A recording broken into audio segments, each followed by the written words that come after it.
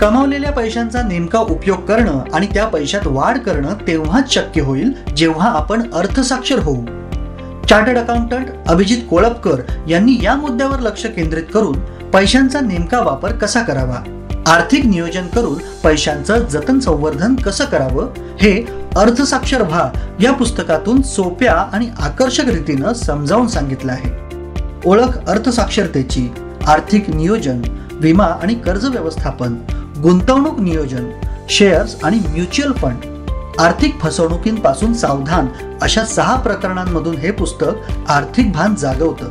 विविध तक्ते, रंगीत चित्र आणि प्रश्नावली यांचा सुयोग्य वापर असलेलं, वर्षभरात 10,000हून अधिक प्रतींची विक्री झालेलं अर्थसाक्षरता या विषयावरील एकमेव मराठी पुस्तक अर्थसाक्षर व्हा. हे पुस्तक ग्रंथप्रेमी.com आणि Amazon या ठिकाणी विक्रीस उपलब्ध आहे.